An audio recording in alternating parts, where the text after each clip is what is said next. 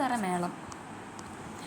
വേനലിൽ പാറകൾ പഴുക്കുകയും വിണ്ടടർന്ന പാടങ്ങൾക്കു മുകളിൽ തീക്കാറ്റുയരുകയും ചെയ്യുമ്പോൾ കേരളത്തിൻ്റെ കാവുകളിൽ പൂരത്തിൻ്റെ കൊടിക്കൂറുകൾ ഉയരാൻ തുടങ്ങുന്നു.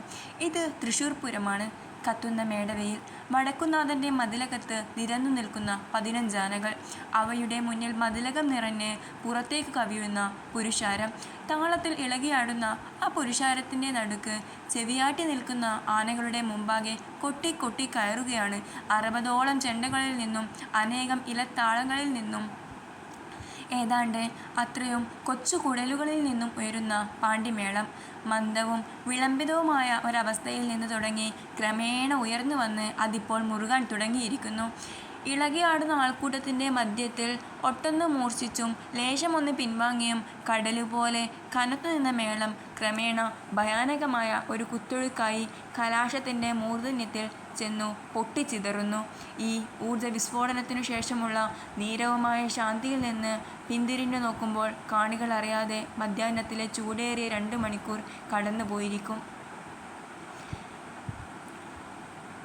എല്ലാ വേനലുകളിലും തൃശ്ശൂരിലെ വടക്കുംനാഥൻ്റെ മതിലകത്ത് ആവർത്തിച്ചു കേൾക്കുന്ന ഈ മേളരംഗം മലയാളിയല്ലാത്ത ഒരാസ്വാദകനെ സങ്കല്പിക്കാൻ പോലും സാധ്യമല്ലാത്ത ഒന്നാണ്. 2 മണിക്കൂർ നീണ്ടു നിൽക്കുന്ന ഒരു വാദ്യമേളമോ? അയൽവാസിയായ തമിഴൻ ശരിക്കും അത്ഭുതപ്പെട്ടേക്കും. 2-3 മണിക്കൂറുകൾ നീണ്ടു നിൽക്കുന്ന പാട്ടുകച്ചേരികൾ അവൻ കണ്ടിട്ടുണ്ട്. പക്ഷേ അത്തരം കച്ചേരികളിലെല്ലാം വാദ്യങ്ങൾ പാട്ടിൻ്റെ അകമ്പടിക്കുള്ള ഉപാംഗങ്ങൾ മാത്രമാണ്. തനി ആവർത്തനത്തിൻ്റെ ചെറിയ വേളകളിൽ മാത്രമാണ് വാദ്യങ്ങൾക്ക് സ്വാധികാരം ലഭിക്കുന്നത്. എന്നാൽ ഏറ്റവും മികച്ച തനി ആവർത്തനം പോലും 20 മിനിറ്റ് കഴിഞ്ഞാൽ മുഷിയും എന്നാണ് അവൻ്റെ അനുഭവം. എങ്കിൽ ആ സ്ഥാനത്തിതാ 20 മിനിറ്റല്ല, അതിൻ്റെ 10 ഇരട്ടി നേരം നീണ്ടു നിൽക്കുന്ന ഒരു വാദ്യമേളം. പാട്ടിൻ്റെ അകമ്പടിക്കായി മാത്രം കൊട്ടുകേട്ടു പോന്ന തൻ്റെ കാതുകളിലിതാ യാതൊന്നിൻ്റെയും അകമ്പടിയില്ലാതെ തന്നിൽ താൻ പൂർണ്ണമായി നിൽക്കുന്ന ഒരു വാദ്യാഘോഷം. കച്ചേരികൾക്ക് പ്രശസ്തമായ തൻ്റെ നാട്ടിലെ സംഗീതപ്രധാനമായ ഒരു ശ്രവണ സംസ്കാരത്തിൽ നിന്ന് എത്രയോ ഭിന്നമായ ഒരു ശബ്ദകലാശില്പത്തിൻ്റെ മുന്നിലാണ് താൻ നിൽക്കുന്നതെന്ന് മുഖരമായ ആ പൂരപ്പറമ്പിലെ നാദധാരയിൽ മുങ്ങി നിവരുമ്പോൾ അയാൾ അത്ഭുതത്തോടെ മനസ്സിലാക്കുന്നു. അത്ഭുതപ്പെടരുത്, ഏതെങ്കിലും ഒരു മലയാളി അയാളുടെ തോളിൽ തട്ടി പറഞ്ഞേക്കാം. കാരണം അതാകുന്നു ഞങ്ങളുടെ കേരളം. സ്വരത്തേക്കാളധികം നാദത്തെ പരിചയിച്ചു പോരുന്ന ഒരു നാട്. സംഗീതത്തെക്കാളധികം വാദ്യത്തിന് ഇവിടെ പ്രാധാന്യം ലഭിച്ചു. തമിഴ്നാട്ടിലെ സംഗീത കച്ചേരികൾക്കു ബദലായി ഇവിടെ വളർന്നു വന്നത് കൊട്ടു കച്ചേരികളായിരുന്നു. മനുഷ്യൻ്റെ ശബ്ദവും അതിൽ നിന്ന് ഊറി വരുന്ന അനന്ത സാധ്യതയുമുള്ള മധുരഗാന ലോകവും കേരളത്തിൽ ഏറെയൊന്നും വികസിച്ചില്ല. കേരളത്തിന് സ്വന്തമായി ഒരു സംഗീത പാരമ്പര്യം തന്നെയുണ്ടോ എന്ന് തർക്കിച്ചിരിക്കുന്നു പണ്ഡിതന്മാർ. എന്നാൽ അവർക്ക് പോലും സംശയമില്ലാത്തതാണ് കേരളത്തിൻ്റെ സമ്പന്നമായ വാദ്യ പാരമ്പര്യത്തെപ്പറ്റി. കേരളത്തിൻ്റെ കലാസഞ്ചയത്തിൽ ഏറ്റവും പ്രധാനപ്പെട്ടതാകുന്നു കൊട്ട്. സംഗീത കച്ചേരികളെപ്പോലെ വ്യക്തിയുടെ ഏകാന്ത സൗമ്യമായ പ്രകടനങ്ങളായല്ല, 80-100 പേർ വരുന്ന മനുഷ്യ മഹാസംഘങ്ങൾ ഒന്നിച്ചുയർത്തുന്ന അസുര ശബ്ദ ഗോപുരങ്ങളായി അത് മലയാളിയുടെ ആകാശങ്ങളിൽ പൊങ്ങിപ്പൊങ്ങി വന്നു. മനുഷ്യൻ്റെ സ്വരം ഒരാട്യകലയായി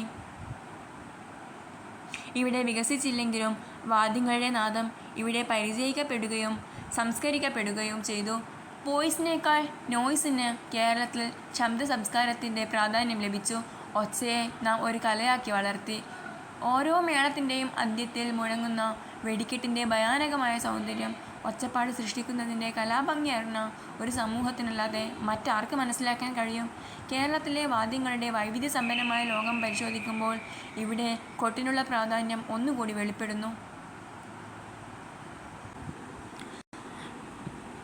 വാദ്യങ്ങൾ 4 വിധം എന്നാണ് തരംതിരിവ്. തതം, അവനന്തം, ഘനം, സുഷിരം എന്നിങ്ങനെ. വീണയും വയലിനും പോലുള്ള കമ്പിവാദ്യങ്ങളാണ് തതത്തിൽപ്പെടുന്നത്. തോൽ വലിച്ചു കെട്ടിയ തിമിലയും ചെണ്ടയും മദ്ദളവും മൃദംഗവും മിഴാവും ഇടയ്ക്കയും പോലുള്ളവ അവനന്തവാദ്യങ്ങളാണ്. ചേങ്കലയും ഇലത്താളവും പോലെ മുട്ടുശബ്ദമുണ്ടാക്കുന്നവയെ ഘനവാദ്യങ്ങൾ എന്ന് വിളിക്കുന്നു. ഓടക്കുഴൽ സുഷിരവാദ്യമാണ്.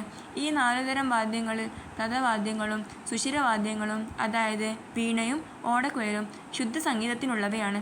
ഈണവും രാഗവും സൃഷ്ടിക്കാനാണ് അവ ഉപയോഗിക്കുന്നത്. അവനന്തവാദ്യങ്ങളും ഘനവാദ്യങ്ങളും താളമിടാൻ പ്രയോജനപ്പെടുന്നു. കേരളത്തിൻ്റെ പ്രത്യേകത താളമിടാനുള്ള വാദ്യങ്ങൾ ഈണം രചിക്കാനുള്ള വാദ്യങ്ങളെക്കാൾ എത്രയോ അധികമാണ് എന്നുള്ളതാണ്. പ്രചാരം കൊണ്ടും പ്രാമാണ്യം കൊണ്ടും താളവാദ്യങ്ങൾ ഗീതവാദ്യങ്ങളെക്കാൾ മുന്തി നിൽക്കുന്നു. ഇടയ്ക്ക, തുടി, ചെണ്ട, മദ്ദളം, പറ എന്നു തുടങ്ങി സുപ്രസിദ്ധമായ താളവാദ്യങ്ങൾക്ക് പുറമെ അധികമാരും കേട്ടിട്ടുകൂടിയില്ലാത്ത ഇരുതുടി വിരാണം, പഞ്ചമുഖവാദ്യം, മരം തുടങ്ങിയവ പിന്നെയും കിടക്കുന്നു. താളവാദ്യങ്ങളുടെ വലിയൊരു മ്യൂസിയമാണ് കേരളം. ഈ വാദ്യങ്ങൾ ഉപയോഗിച്ച് മറ്റെങ്ങുമില്ലാത്ത ബൃഹദാകാരങ്ങളായ ശബ്ദശില്പങ്ങളും നാം ഉണ്ടാക്കിയിട്ടുണ്ട്. ഈ ശബ്ദശില്പങ്ങളാകട്ടെ നമ്മുടെ സംഗീതത്തിൽ തന്നെ അപ്രധാനമാക്കിയിരിക്കുന്നു. സംഗീതവാദ്യങ്ങളായി മറ്റിടങ്ങളിൽ വളർന്നേക്കാവുന്ന പല വാദ്യങ്ങളും നാം താളത്തിനു വേണ്ടിയാണ് ഉപയോഗിക്കുന്നത്. വില്ല് സാങ്കേതികമായി ഒരു തന്ത്രിവാദ്യമാണ്. പക്ഷേ നമ്മുടെ കുട്ടികൾ ഓണവില്ല് കൊട്ടുകയേ പതിവുള്ളൂ. വില്ലിന്മേൽ തായമ്പക പോലും ഉണ്ടിവിടെ. പുള്ളുവൻ്റെ ഇടിയറ എന്ന മറ്റൊരു തന്ത്രിവാദ്യവും ഈണം രചിക്കുന്നതിനേക്കാൾ താളമിടാൻ ഉപയോഗിക്കുന്നു. കുറുംകുഴൽ കേരളത്തിൽ സാധാരണമാണെങ്കിലും അതുപയോഗിച്ച് നാദസ്വരം പോലൊരു രാഗം ഉണ്ടാക്കാനല്ല, മേളത്തിന് അകമ്പടി ചേരാനാണ് ഉപയോഗിക്കുന്നത്. രാഗത്തിൻ്റെ അകമ്പടിക്ക് താളം എന്ന സാധാരണ നില പോലും മാറി താളത്തിൻ്റെ കൊഴുപ്പിന് സ്വരം എന്നിടത്തോളം എത്തിയിരിക്കുന്നു കേരളത്തിൽ.